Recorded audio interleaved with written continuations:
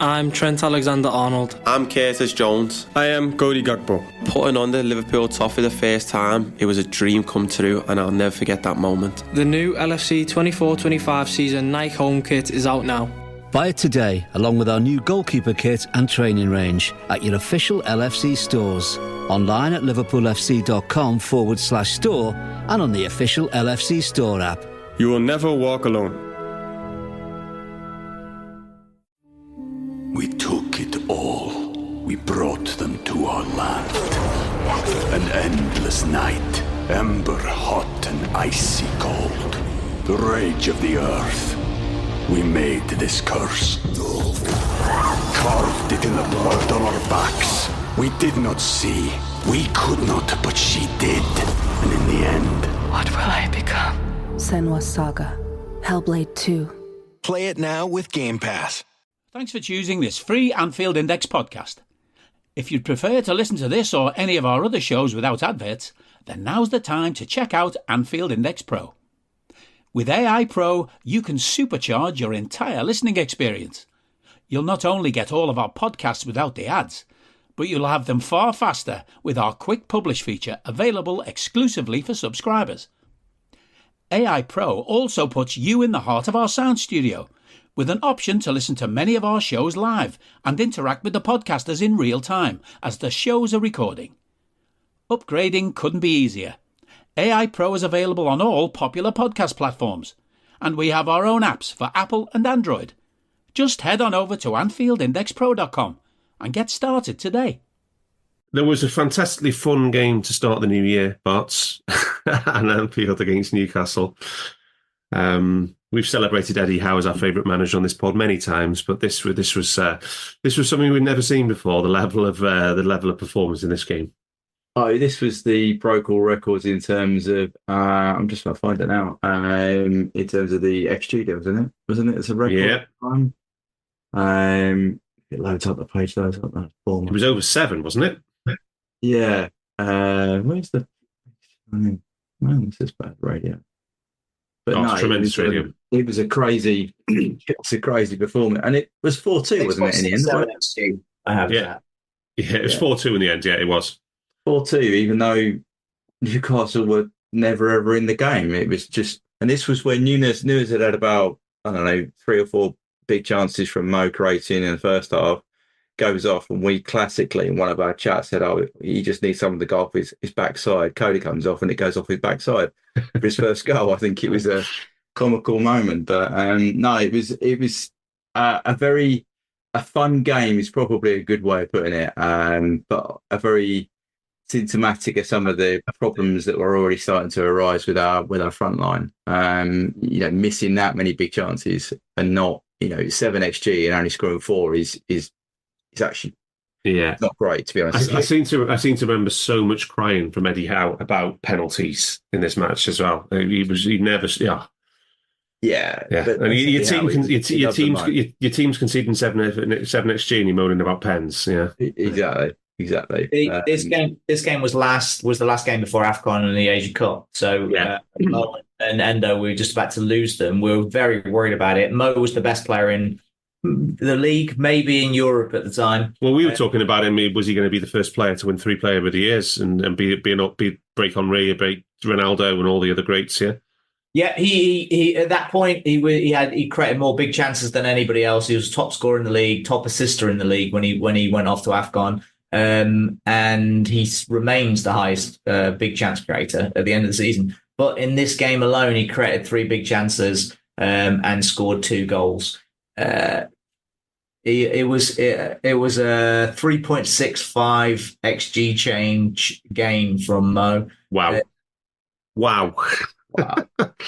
That's a big deal. And a little highlight of we had an almost 2 XG game for Darwin without a goal. Wow.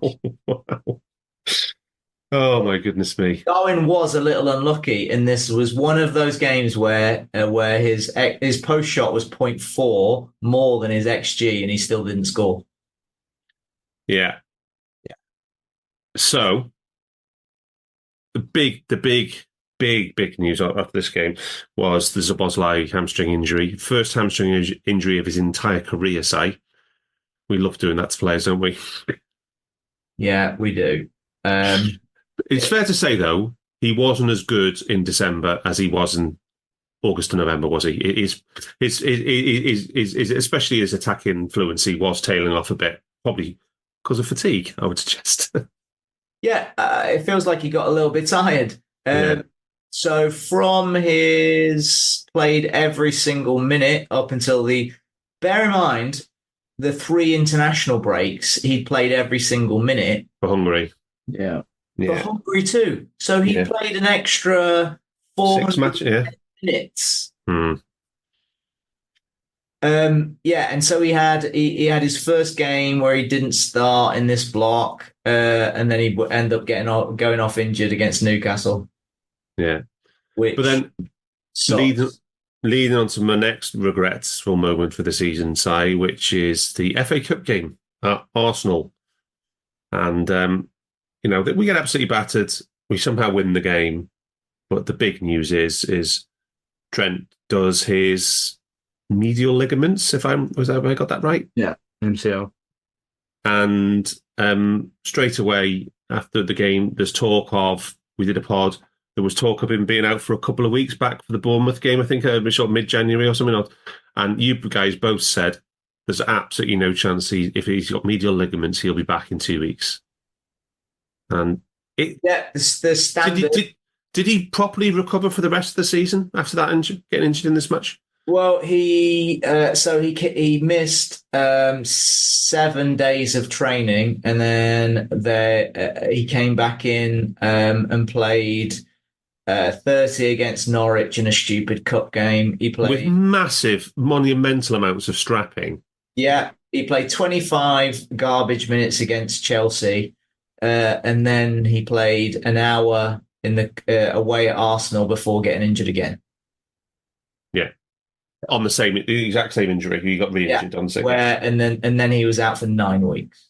Yeah, he was out for 14 games or something after that. And then you always say you basically take as long to recover as you've been out for, which was, and probably didn't help. He probably didn't get that many games in before the end of the season to get back up to his levels, did he? Yeah. So he was out for 3 months. He was out for 42 days. I think, 1, 2, 3, 4, 5, 6, 7, 8, 9. 44 days. And he came back with. Is that after the re-injury? He was out for 4. Yeah. He had 55 days left. Right, and he didn't come back until April. Is that right? Yeah. After United, wasn't it? Yeah. Atalanta. He was on the bench for Atalanta. And I know it wasn't a soft tissue injury, but this is just a hammer blow because I keep saying this. I mean, at this point, he was arguably the best player in the Premier League on form. 100%. It was. This is where I had Si's voice ringing in my head when the opportunity was literally there for us to duck out of the cup. He put all the kids on, literally, and yet he kept Trent on. And Trent injured, and I think Trent was actually injured when he created both goals to win the game. I think they did it in like 60 minutes, but they kept him on. Yeah. It's just like there's so many things wrong with that game. And the result of that is that we went to the Emirates in the league and had a right side, never played together, never worked, and we lost the game. I know we lost the game for errors, but we were never really in the game from our own possession point of view because the right side was it Grav, I can't remember Elliot, and I can't remember. Well, it was Trent, but he wasn't fit. Was it Trent? Yeah, but I'll just say it was. That's the impact of this game. Was that we went there in the result and got beat, and it's just monumental to lose your best player that we've set the entire team around for the sake of an FA Cup game, which is going nowhere. And we were already in the semis of the Carabao as well at this point. We were already there. It was just, I just thought it was real pointless 30 minutes of football, really. The real issue. This is the week the consequences of which ruined our season. And it's getting drawn against Arsenal, because if we drawn a shitty team, we'd have played our kids. And it was only that we drew Arsenal. It was a big game, big name, that we end up playing Ali in the FA Cup, for God's sake. Yeah. You're playing your best players. And we played everybody. Yeah. Virgil was out injured in this game. Otherwise, Virgil would have played. Or he was out sick. Yeah. But yeah, everybody else played. And it was 3 days before the Carabao semi-final, of which we were also taking ridiculously seriously, because once you're in a semi-final, you can't not. You're already there. Just don't get there in the first place. But we are already there. So we were already there. So we could. It was the FA Cup was so far down the priority list at this point. Yeah. And winning in the FA Cup then creates the moving of the Everton game into a midweek game. And so there are consequences all the way down the line. And then winning in this in the Carabao semi to get through to the Chelsea, it then moves to Fulham game. Yeah. And you just start going and going and going. Suddenly you are then chasing your tail when it comes down to April, and you're fitting in games in midweeks when you should be preparing for big games at weekends. Yeah, you also take games of Arsenal. Yeah, to be frank, if we'd let Arsenal go through, they'd have been the ones moving the schedule, and they had Champions League as well, and you never know, right? Imagine that. Imagine it sounds that. like you play 4D chess. Yeah. Remember, because we were top of the league at this point. We were top. Yeah. We were top and playing really well without Mo. Yeah. And meanwhile, Si, another hammer blow at this time. Mo Salah pretty much gets his first ever hamstring injury, first one I can ever recall. Yeah. It's his first ever hamstring injury, and it's the same day as the fucking EFL Carabao game against Fulham, and he comes off at halftime and he's sobbing and he has shredded his hammy. But weirdly, it was long enough to miss. He was sobbing because he was out of AFCON. Yeah, but he only ended up missing 3 and a bit weeks, which always blew my mind. And there comes another re-injury. Yeah, well, we'll come on to that in a second. But there was a really good performance at Bournemouth. They were in amongst this period. There were really good performance there, 4-0 win. And then some fun cup games, Barts, where we see the emergence of some really, really good players, notably Conor Bradley. I mean, he just comes in and after Trent's injury, and he is like a force of nature in his first 10 games. He is. He's. What was your stat about his assists? I can't remember what it was, but he had more assists at that time. He had more goals and assists in his first 6 games for Liverpool than Harvey Elliott had in his first 106. Yeah, he was just. Harvey was listening, by the way. Yeah. Harvey got his own back after that. Yeah, He did later on. He definitely, but yeah, he definitely sort of just came into it, didn't he? He just took on board. This is the point I think we said when we did the questions for Eddie, wasn't it, about some of the legacies. For me, the academy players, this was another example. Came in, knew the role, performed it brilliantly. Even did some inverting stuff as well, just to show he could do it. But he was up and down, offering the width, combining with the players who were playing out. So I know Jota spent a bit of time out there as well, but he was creating those right triangles like he'd been there for a season or so. And it was a real throwback to when Trent first came into and started playing that role. So it was a plus point for that period of time. Very much so. Was it Norwich? Was that 5-2? Have I got that right off the top of my head? Yeah. Which was a great thing. McConnell also played in that game in centre midfield. I thought a very assured performance in the 6, nominally the 6. Clark come on or start? I can't remember. Kwanzaa played with Bradley. Yeah, but Kwanzaa was carrying on. This is the silent person with the first time I mentioned Kwanzaa, by the way, and he's been slowly building his minutes up at this point all through the season. He was excellent in the Europa League, wasn't he? Yeah. He was very, very good. He had the wrongly disallowed goal in the defeat for Europa League as well, wasn't it, for the because of VAR? So yeah, this was a period, I think, where the kids. Now you could, a cynic might say they had to come through because a lot of the first teamers were injured, but they certainly took their moments and contributed to the next period of time, which ended up with the League Cup win against Chelsea. But the culminated their last probably outstanding performance of the season in the Premier League was an absolute fantastic home winner with Chelsea at the 31st of January, though, Barts. That was an absolute, I mean, you were meant to come to this game, I mean, you never did. I did, I came to that one. Oh, so it was the one after this. Yeah, but we saw that one together, didn't we, up in the Southampton didn't come. Yeah, that's right, yeah. But yeah, this was just a stonking performance, wasn't it?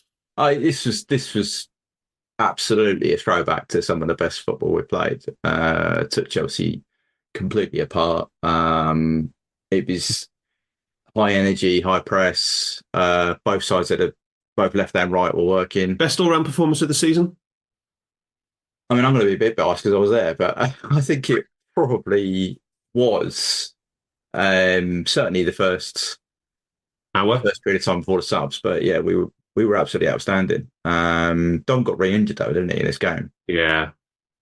So the consequences of some planning, but Jota was just coming into form around the summer as well. He was linking really well with Bradley. Bradley's first goal. Stunning. Yeah, it was an absolute. That was a real. I think we walked away going, "Jesus, if we carry that on, we got a real chance to win the league." Yeah. We didn't know obviously that Dom had got injured in the game and it would start unraveling, but certainly the pressing was there, the chance, the intensity, was massive, wasn't it? The massive, EPV conversion was at 250 for that game, which is above a level we were. We kept Chelsea below 100% at EPV, so there was lots of signs around that we were able to dominate a top side because Chelsea have very good players. They weren't formulated at the time, so yeah, that was a real throwback performance for me. Si, best all-round performance of the season? I'm Trent Alexander-Arnold. I'm Curtis Jones. I am Cody Gakpo. Putting on the Liverpool top for the first time, it was a dream come true, and I'll never forget that moment. The new LFC 24-25 season Nike home kit is out now. Buy it today, along with our new goalkeeper kit and training range at your official LFC stores. Online at liverpoolfc.com/store and on the official LFC store app. You will never walk alone. We took it all. We brought them to our land. An endless night, ember hot and icy cold. The rage of the earth. We made this curse. Carved it in the blood on our backs. We did not see. We could not, but she did. And in the end... What will I become? Senua's Saga. Hellblade 2. Play it now with Game Pass. What's up, sandwich heads? Today on Steve-O's Sandwich Reviews, we've got the tips and tricks to the best sandwich order. And it all starts with this little guy right here. Pepsi Zero Sugar. Partial to pastrami, craving a Cubano. Yeah, sounds delicious, but boom! Add the crisp, refreshing taste of Pepsi Zero Sugar and cue the fireworks. Lunch, dinner, or late night, it'll be a sandwich worth celebrating. Trust me, your boy's eaten a lot of sandwiches in his day, and the one thing I can say with absolute fact, every bite is better with Pepsi. I don't need a VPN. I've got nothing to hide. This is what I used to tell myself before I hooked up with LibertyShield.com. Not only is my home internet now fully encrypted, but I can now access all the websites I want, whenever I want, and do so from absolutely anywhere. As a Liverpool fan, I love to know I can now watch every match, regardless of whether it's on UK TV or not. My Liberty Shield VPN makes sure nothing is blocked and guarantees me super fast streaming speed throughout that match.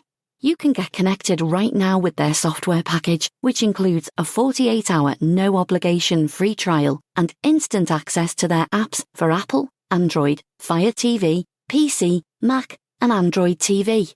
Or go a step further like I have and get one of their pre-configured VPN routers. These small but powerful devices allow you to easily connect every device in your home to VPN. making it the perfect solution for smart TVs, Mac boxes, and games consoles. Visit libertyshield.com today and use coupon code AIVPN25 to get 25% off at checkout. I'd say so. I'd say probably it was our biggest impact game of the season for multitude of reasons. But this was, I think we had a bunch of lads who had contributed to the story of the season at varying points. And the middle block of games was around a whole bunch of injuries, because a lot of talk was about injuries. It was our biggest. We were building into, at this point, we had 9. And it was giving opportunities to the younger lads to get in. And we had some really, really good. I don't know if Kwanzaa only by the end of the season started to get a little bit of a story, but he just happened to be playing. He was never like, oh, look how good this kid is. Oh, he should be playing ahead of anybody else. Because the very much the feeling was that Ibu was the flavour of the month and was going to go on to be Virgil's replacement. And then but it was, if you take that Chelsea game, right, we had Gomez definitely was a more tucked in fullback, if I remember, in this game, and you had Bradley bombing on the right hand side. You had a nice balance there with the back four. You had Jones in absolute peak form still in centre mid with Szoboszlai. He was a force of nature in this game, and then you had Jota. This is one of Jota's best games of the season, and he just scored 2 goals against Bournemouth as well in the 4-0 win there as well. Yeah, I was getting in a long-winded way down to Bradley became a story instantly, because also the tragedy of his story on top of Diaz's tragic story, or well, less tragic story. But then this was the period where a second lad on top of Curtis Jones, who suddenly became a first-choice player for the Liverpool fans, a second lad, Diogo Jota, suddenly became a first-choice centre-forward for Liverpool Football Club. He'd never been a first choice. No, he was never in somebody's starting selection. Only us, maybe. Yeah, he was in ours. Yeah. He was always 4th in the list, and Gakpo's 5th. And you've got the South Americans alongside Mo, and then Jota, some period in here, came in and scored and created 9 goals in 27% of the minutes. Yeah. And in the Chelsea game, Nunes even misses a pen, doesn't he? Yeah. Because the other narrative of Mo being terrible at penalties, because he'd missed 3 penalties, that we need a new penalty taker, and it has to be Darwin, because Darwin was riding a high a little bit and he's exciting and blah, blah, blah. And then he misses.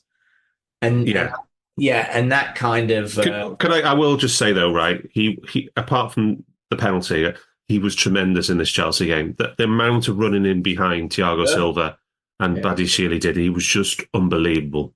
He was. I think he was a force for probably 7 or 8 weeks. Yeah, this was right in his wheelhouse when he was, if you want to say, in his hot streak. This was right in the middle of it. Another player who got overplayed, say, Darwin Nunes. Petite. Oh no, he played 61% of the minutes. Okay. Like, he's a footballer, so he played 61% of the minutes. We had Diaz played 72. Gakpo, he played fewer minutes than Gakpo in this period. Wow. Okay. And then Can I just point out one thing? Yeah. The Virgil aside, because Virgil always plays if he's available, and he also runs less than everybody else. So Virgil's always going to play. The next most, bear in mind, because we haven't talked that Ali was out for this period, and right. Kelleher was in, yeah. Kelleher was in, and he went from being one of the worst one of the worst savers of post shot XG in Europe for a 2-year period in short, small samples to the best for a month. And so he was a key component in this, but. In this period of time, for the first time in 5 years, Joe Gomez had more minutes than anybody else. Yeah. He was a real key component. He was the extra story of here's another player who suddenly you're having people saying he should be playing instead of Robbo, who had been injured for 12 weeks. And now Joe Gomez at left back should be our first choice. So, like, we've got all of these stories going on, and he was really, really good. And we did a whole pod on this time on Gomez and Kennett, didn't we? Yeah. How were they managing to do it? How are we doing it with them? And yeah. And Gomez never did get injured, did he? It was only Kennett got one, but yeah, Gomez never did get injured. No, but Kennett just stopped playing. Yeah. So the hammer blow, though, obviously, is that we have to go to the Emirates, say, with a suboptimal lineup, shall we say, in the very next match after the Chelsea game. Yeah, we just have injuries at this point, don't we? So Trent, Mo, Zobbo all out again, and there's three of your biggest six players there. Yeah, and you've got to go to a team who are basically on fire. And they were at the peak of their powers, weren't they? To be fair, so was at this point. Curtis was might be Curtis and Diogo were fighting to be our best player at the time. But it's a game in which you're starting Trent again. This was his first game starting since his injury. Yeah, but he was nowhere near ready to play. No, you could see his movement was so limited. And grab in front of him, didn't you? It looked like he was terrified. Yeah. And part of it is at the beginning of the season we talked a lot about tactically that his brain was all his first, second, third, fourth, and fifth thought was always around how do I get into space to receive the ball, and he was not thinking about the defense at all. And then this was.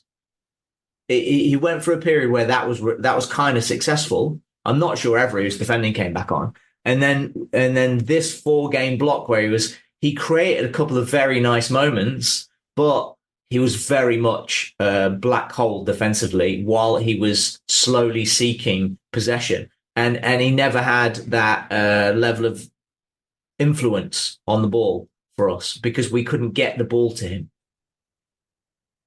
Just looking at pass maps now, he's the widest I've probably seen in the whole season, which gives you an indication that on average he wasn't even trying to get in there. And the connections to he's only got 2 connections with him, which are both light in colour, which suggests the low volume and low XT about them. So it was a poor period. Also, for context, this was the game that was being billed as knocking Arsenal out of the title race. Yeah, because they were 5 behind. If we'd won, I think that would have put Arsenal... Or not lost even, lost. That would have put Arsenal out of the race. As it happens, it reignited their run. Yeah. Because it put them, put us back into the mix rather than we were going to go to sort of 8 points clear because City were having a break. Was City in the World Club Championship? Is that right? Yeah. No, that was December. Yeah, but you know what I'm saying? This was billed as Liverpool win this, they're 8 points clear. Yeah. We were still top. Yeah. Highest XG chain in this game was Ali. Yeah, I mean, I was going to say that line is deep purple from Ali too. I was this game though. We somehow go in half-time level. I mean, Gabriel scores the most freakish own goal. We were so lucky to go in. We didn't do anything. Arsenal great. We go in 1-1, and we are kind of holding our own a little bit until our 2 most experienced players just make it absolutely terrible. The howler of all howlers. I mean, it's 90% Verge, obviously. Yeah. But it's just a shocker. Yeah, I think you're right. I think we actually said the first 10 minutes, second half, we were pretty much right. We were creating down the left-hand side, a couple of pullbacks, which on another day someone would have been there. It was like, okay, we've come out, changed it around, and we could more than hold our own. And then, as you say, a long ball. It was long ball coming, and just inexplicably, Virgil lets it bounce, and then they go and equalise. And then, as happens a lot with flop sides, you go behind, you get another. Then we can see another one later on because we're pushing to go ahead, and we also have the consequence of this is break glass and put Thiago on, which ends his season. Does he? He's another one who gets injured and ended his season. Oh, but I'm just saying the consequences of actions mean that you have to take these emergency options, which you wouldn't have done if you'd just seen it out at 1-1 or you'd had a fit Trent. This game really did, for a large part, was breaking point, really. Yeah.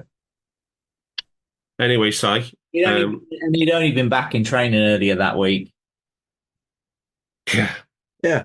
So it wasn't. I thought this was the turning point for our strategy when it came to return to play, because at this point we were plugging lads in way too early. We'd already had 4 re-injuries of significant players, and then after this game, it kind of changed to like how long the players were out for. It seemed to be in a more appropriate time. The perfect example for Thiago is that on the final day of the season, he was in training for a day longer than he was before the Arsenal game, and they couldn't bring him on in a pointless game when it didn't matter for 5 minutes at the end. But in the white hot like intensity of a Premier League title race, they brought him on from 2.5 days of training ostensibly. Yeah. So, the probably the most, alongside the Arsenal FA Cup game, the most pivotal match of the entire season, Si, 17th of February, Brentford away. Ali gets injured the day before. It's quite a bad hamstring injury. We don't see him for over 2 months. Is that right? Yeah, Ali was out for 10. It was out for 10 games. No, he was out for 16 straight games. Yeah. And that is 9 weeks. Yeah. And then we get no fewer than 3 players taken out injured in the first half. First of all, we have Curtis Jones is a high ankle sprain, making a tackle, I think it was. Jota just lying on the floor. He's almost prone, and some huge rock just lands on his knee. And then Nunes gets a foot injury. What does he do? Wasn't it kicking the advertising toward him celebrating or something? His goal was it? What was it? That I don't think we ever find out. Do we? He just doesn't come out for the next period of games. Yeah, and those 3 injuries on top of Trent and Mo. Oh, and obviously Mo gets Salah. in that game. Well, Mo comes on right with no warm up. Looks like plays one of the best games of his whole Liverpool career for 60 minutes, and then gets re-injured, doesn't he? And that's so 4 injuries plus Ali before the match, plus Trent, plus Zoppo, and you think, oh, Christ on the bike. I hadn't actually looked at this before, but I'm just discovering that Diogo was playing his 5th consecutive game, and when he got injured, and he's only played 5 consecutive games for Liverpool with 4 consecutive games for Liverpool without getting injured. I'm just confirming this live. Once. Well, to be fair, this wasn't his fault. Because he got absolutely pummeled by some grog. I would like to just quickly, as we tend to, and I do more than you for sure, talk about American sports. And there's a superhero that plays for the New York Yankees called Aaron Judge, who is widely regarded as injury prone because he ends up missing games every season, like significant 20 or 30 games every single season apart from one, because he's massive. It doesn't matter why.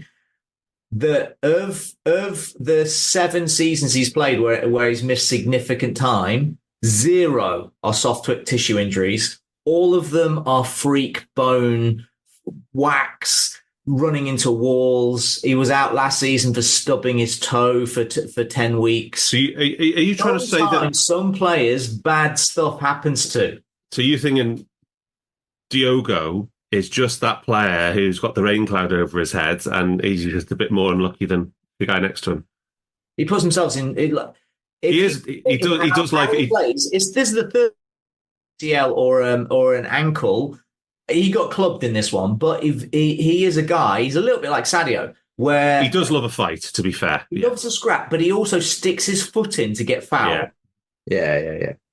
Like so he will ride a player who's behind him. He will stick his leg in, so the guy's going to collapse on him, so he earns a foul. But then he gets injured. Yeah. He's the default way to get something is also the way he gets injured. Yeah. And can we just say that this is Mo Salah's last good performance of elite performance of the season? 1.4 XG chain in 47 minutes. I think the killer side, I think we talked about this at the time, was the sudden introduction in the first half without the extended warm-up and everything like that, yeah? Plus probably playing more minutes than maybe he should have. Well, he absolutely played more than he should have in a higher stress situation than he should have. Yeah. This is considerably suboptimal. Yeah. This is another, stupid's harsh, but I think this is so I said suboptimal. I think it's reckless, ridiculous, stupid. This is a stupid decision. Reckless. We were 1-0 up anyway. Yeah. We were 1-0 up.